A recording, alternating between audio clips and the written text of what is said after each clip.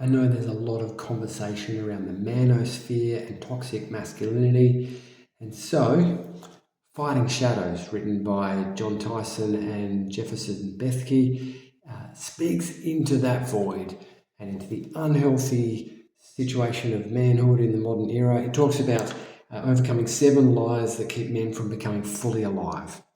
I think it's a great and engaging book written for men, talking about the different shadows of difficulty that they can step into: a shadow of despair, or loneliness, shame, lust, ambition, futility, and apathy, and kind of talks about how Jesus and the kingdom of God actually answers so many of those problems.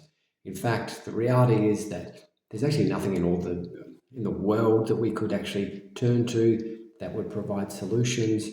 We see in modern masculinity people retreating and hiding away. We see people overcompensating and instead trying to become superhuman macho men. And we see people medicating and kind of disappearing into drugs, alcohol, online life, etc.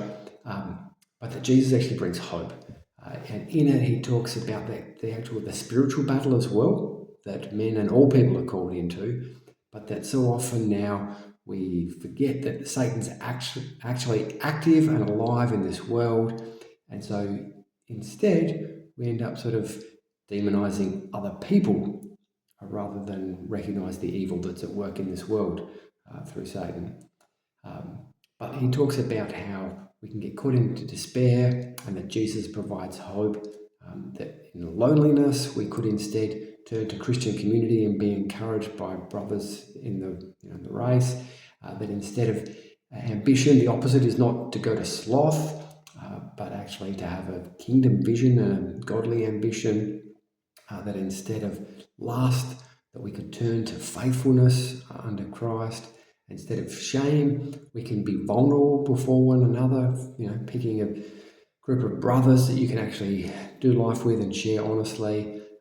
That instead of futility or apathy, we could actually push into our calling and actually care about the cause of the good news of the kingdom of God.